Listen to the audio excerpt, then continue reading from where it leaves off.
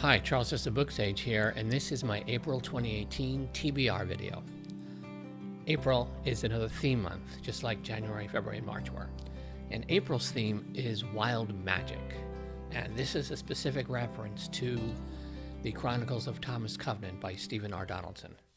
I am going to be doing a reread of the first and second Chronicles of Thomas Covenant. There are two trilogies, and the first trilogy came out in the 70s. That's Lord Fal's Bane, the Ill-Earth War,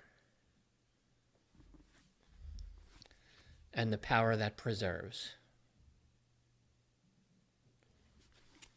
And then the second trilogy came out in the 80s. And book one of that is The Wounded Land.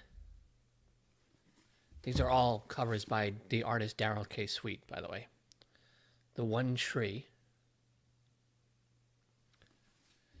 And the final book in the second trilogy, White Gold Wielder. And there is a third Chronicles of Thomas Covenant. That's a 4-book series that was only recently published that I have not read yet.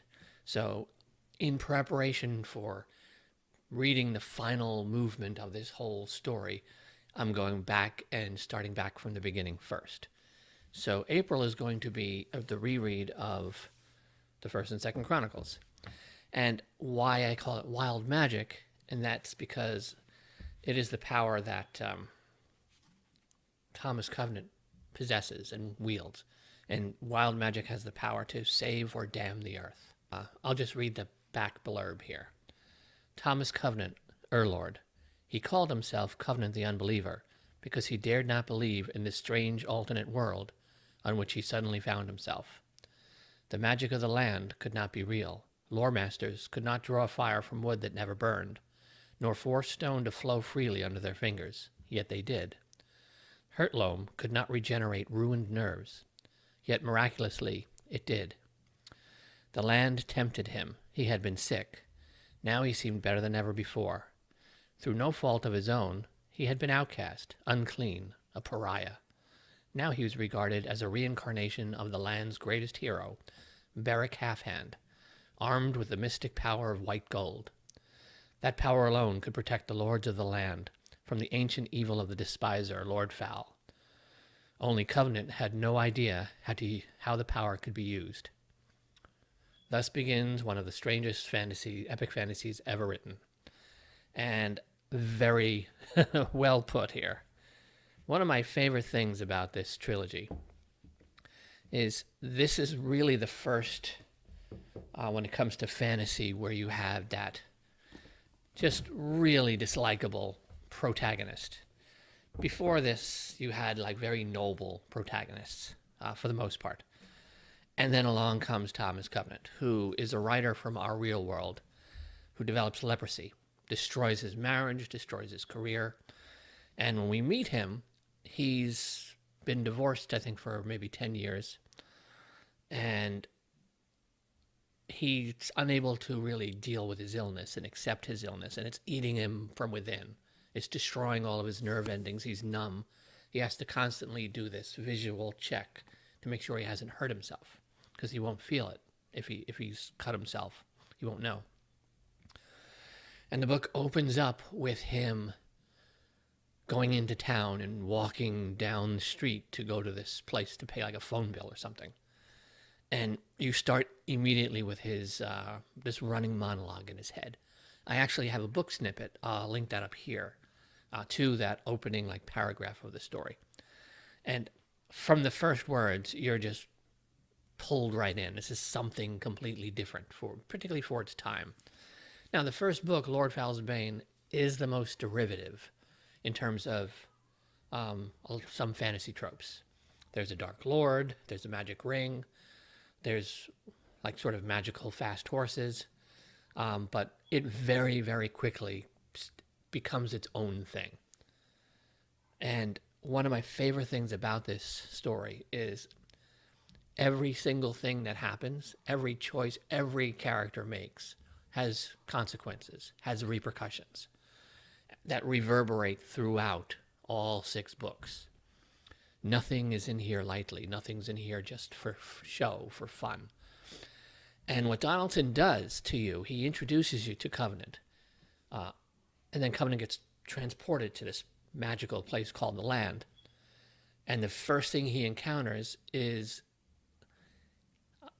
this Lord Fowl, the Despiser, sort of the Dark Lord, is speaking to him in the darkness, giving him a message that he has to take to Revelstone, where the Wizards' Council is. And he's tasked by the Dark Lord, who wants to destroy everybody, to take this message to them. And he's hoping that Covenant, once he unleashes the wild magic that he possesses, won't know how to use it and will destroy the Arch of Time, which is what traps the Dark Lord on this place called the Land. And fascinating world building, the characters, all the situations, really, really interesting stuff.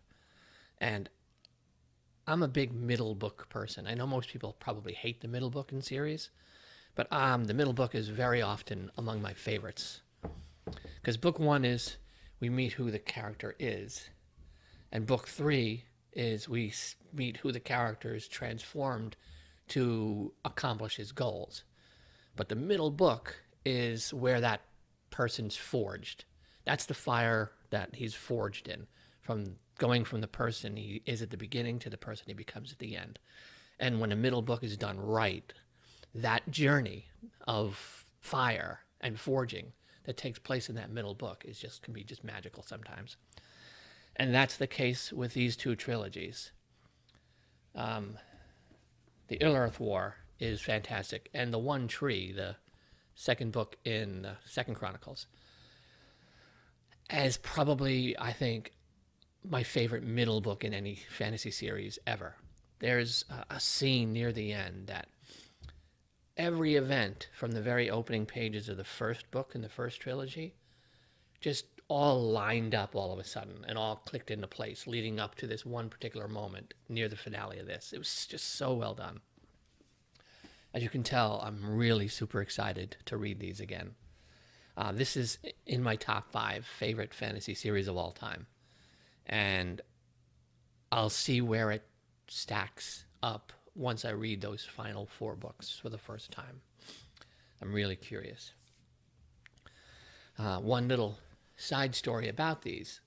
I think this might have been like 77 or something, when like mid to late 70s when this trilogy came out. I bought the first one, started reading it, ended up getting really sick, taken to the hospital. Of course, book came with me. And they had to admit me, and I was going to be in the hospital for a couple of days. So my parents were like, okay, what can we get you? And I was like, I need books 2 and 3 of this. If I'm going to be bedridden for a few days, I need books 2 and 3. So they went out, found the nearest bookstore, bought them, and brought them back to me. So I finished reading this, and then the next day I read this in its entirety, and about the first third of this. And then I went to sleep again and then finished this. So my original read of most of this first trilogy was in a hospital bed. And I've read it many, many times since. And I've read the second trilogy many times as well. And I'm really, really curious for this final 4 books when I get to them, which will be in May, hopefully. Because just the mechanisms the writer uses for each story, it's really interesting. Yet there's a lot of things you have to pay attention to. And like I said, there are consequences. And what I meant to mention earlier is we meet him, he's transported, he is given this message by the Despiser himself to take to the Wizards. And then he commits a just horrific, heinous act. He actually ends up raping somebody. And just as a trigger warning, I'm letting you know. And that is a really, really tricky thing for an author to do, to introduce you to the main character, the protagonist, who this whole story is going to be about. And then has him commit among the most foulest deeds anyone could ever commit. And it's not done for shock value. It is not just thrown in there. matters deeply to the story. It matters deeply to who he is here at the beginning. And like I said, the repercussions of it ripple throughout this whole book and this whole trilogy and the second trilogy. It's a price that he will pay over and over and over and over, and the land itself will pay. And it's not done lightly at all. I know people who they just couldn't deal with it anymore and just didn't read any further. For some, they could never get past that. But again, it really is a deep part of the story. So I just wanted to kind of point that out, that it is there, but it's, again, not meant to just as something frivolous. It really matters to the story, to his particular journey, to his belief that this isn't real, that this is, he believes that the land is an imaginary thing that is luring him to his death, essentially. And a big battle that he wages, particularly in this first trilogy, is how do you act as a human being, as a person, if you think there's no consequences, if you think nothing here is real? How do you hold on to any type of integrity and morality? And that's like underpins a lot of this particular first trilogy. This is heavy stuff here, but so well done. You're going to there's two sort of characters who become Covenant's sort of constant companions in a way. One is this, what's called a Blood Guard Banner, who are these particular special guardians of the Lord's Council, the wizards. And there's Saltheart Foam Follower, a giant, who ends up meeting up with Covenant while Covenant's traveling from the Despiser, when he's first brought into the land, to Revelstone, where, like, the sort of capital of the land.